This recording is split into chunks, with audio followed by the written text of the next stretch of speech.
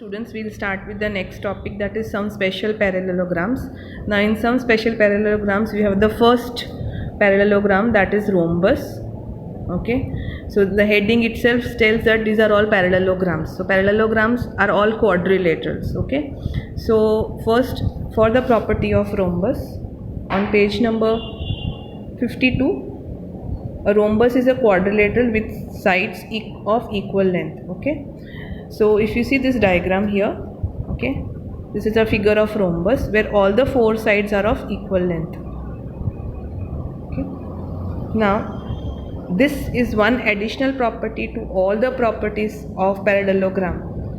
Okay, and apart from that, it also has got the property of kite, where the kite has got adjacent sides equal.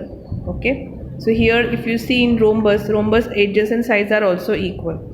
So rhombus has got one property of kite of adjacent sides equal and all other properties of a parallelogram. Okay, now you go to page number 53, where we have one more property of rhombus, that the diagonals of rhombus are perpendicular bisector of one another. Now what is the meaning of these perpendicular bisectors? So if you see the diagram here given in your textbook, you can see here there are two diagonals. Now these diagonals are bisecting each other, they are cutting each other, okay, at this point. Now if I am going to measure the distance from here to here and here to here, it will be equal. Similarly, if I measure the distance from here to here and here to here, it will be equal. This means that these two diagonals are cutting each other into equal parts, two equal parts, that is, they are bisecting each other. Now what is the meaning of the word perpendicular? Perpendicular means you can see there are four angles formed here. All these angles are of 90 degree. These angles which are formed are of 90 degree. So that means that these two diagonals are bisecting each other at 90 degree angles. So they are perpendicular to each other and they are bisecting into two equal parts. Okay, fine. Now we go to the next example of rhombus, example number 7. Okay, now here you have a rhombus, that is RICE, where you have been asked to find this x, y and z, these three things. Now you have been given here the value of one side 13. That means all the three sides will also be 13. So z will be 13. So one thing we have solved. Now the diagonal. If we know that the diagonals are bisecting each other, that means OI is given 5. So OE also will be 5 because they are of equal length. Similarly, you have got OC is equal to 12. So OR also will be 12 because they are of equal length. Because these two are dividing each other into equal halves. So if this is 5, this will be 5. If this is 12, this also will be 12. So we got the value of x, y and z. X is equal to 5, y is equal to 12 and z is equal to 13. Now we go to the next parallelogram, that is rectangle. Now rectangle is a parallelogram with equal angles. Now if you see the diagram of a rectangle given here, you have got four angles and all these four angles are of equal measure. So the total angle measure is 360. So if we divide this by 4, we get each angle is equal to 90 degrees. So the angles of rectangle, the measure will be 90 degree. All the four angles will be 90 degree each. Okay.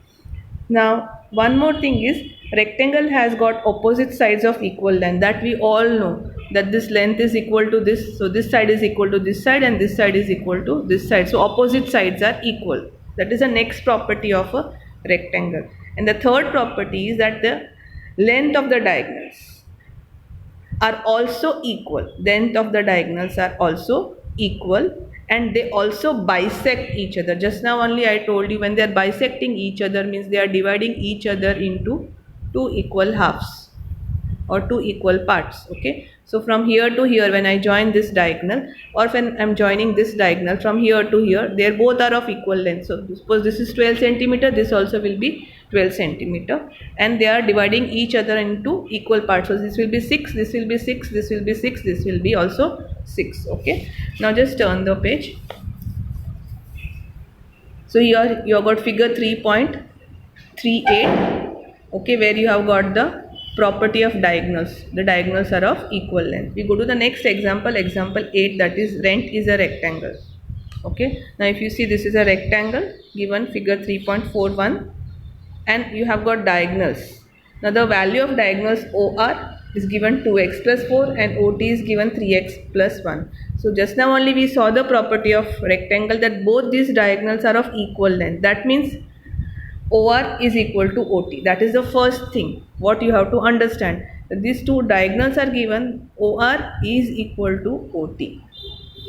That is a property of rectangle. That means 2x plus 4 is equal to 3x plus 1. Okay.